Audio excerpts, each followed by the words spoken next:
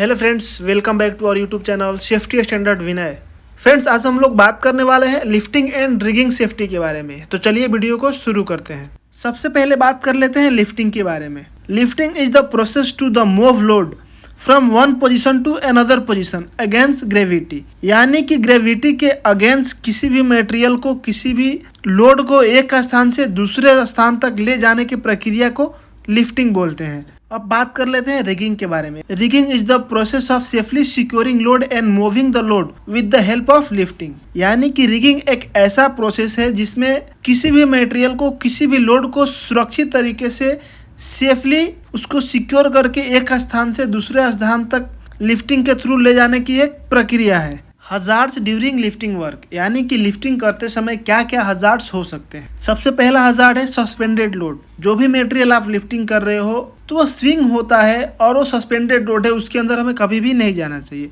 फेलवर of load, जो भी material का आप लिफ्टिंग कर रहे हो उस मटेरियल का फेल हो जाना, गिर जाना। क्रेन कोलेप्स, आपके क्रेन का पलटी हो जाना, या आपके डैमेज टूल्स एंड टेकल्स, जो भी आपका टूल्स एंड टेकल्स है अगर वो डैमेज है तो वो भी एक तरीके का हजार्ड है।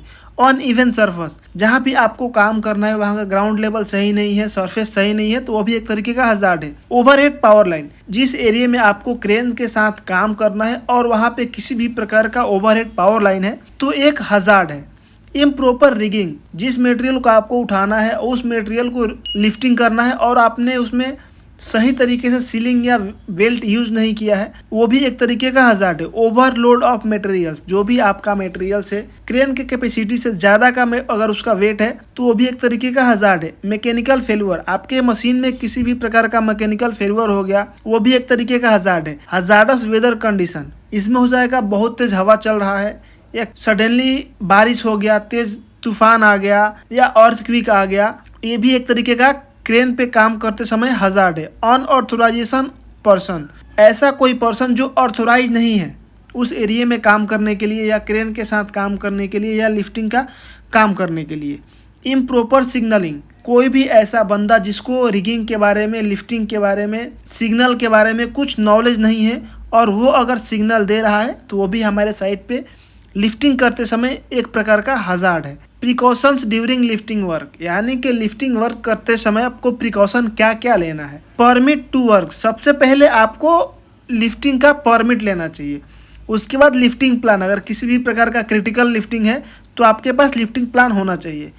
Third party inspection and colour coding of cranes, tools and tackles, यानी कि आपके क्रेन का TPI होना चाहिए, कलर कोड होना चाहिए सभी टूल्स एंड टेकल्स का। All safety devices must be operational, यानी कि आपके क्रेन में जो भी सेफ्टी डिवाइस है वो प्रॉपर तरीके से चालू कंडीशन में होना चाहिए। डेली इंस्पेक्शन ऑफ क्रेन, आपके क्रेन का डेली इंस्पेक्शन हुआ होना चाहिए। Lifting area must be barricaded and sign display, जो भी आपका लिफ्टिंग एरिया है, जो भी आपका स्विंग रेडियस है वो बैरिकेड होना चाहिए और वहाँ पे साइन बोर्ड लगा हुआ होना चाहिए। Do not bypass SLI during lifting, आपका जो ऑटोमेटिक सेफ लोड इंडिकेटर है उसको किसी भी कंडीशन पे बाईपास करके मटेरियल को लिफ्टिंग नहीं करना है। Only trained and approved rigger shall give the signal, यानी कि जो भी ट्रेंड रिगर है या जो भी अप्रूव्ड रिगर है वही सिग्नल दे सकते हैं।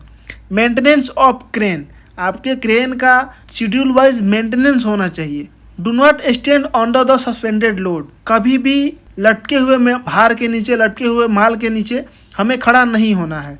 आउट ट्रिगर सेल भी कम्प्लीटली एक्सटेंड, आपके क्रेन का जो भी आउट ट्रिगर है वो फुली एक्सटेंड होना चाहिए। ऐसा नहीं कि एक को आधा निकाल दिया दूसरे को फुल निकाल दिए, ये गलत प्रोसीजर है। क्रेन सेल भी position on the level compacted ground, जहाँ भी आपको क्रेन लगाना है, जहाँ भी आपको क्रेन से काम है उस एरिया में जो भी आपका ग्राउंड लेवल है वो सरफेस बराबर होना चाहिए और वो कॉम्पैक्टेड होना चाहिए। Two tagline shall be use, जो भी आप मटेरियल लिफ्टिंग कर रहे हो, जो भी आप भार उठा रहे हो तो उस भार को कंट्रोल करने के लिए जो आप लोग रस्सी, गाइडलाइन या टैगलाइन यूज़ करते हो वो 2 होना चाहिए। फ्रेंड्स, आशा करते हैं आपको वीडियो पसंद आया होगा। मिलते हैं किसी दूसरे वीडियो में दूसरे टॉपिक के साथ, तब तक के लिए जय हिंद, जय भारत।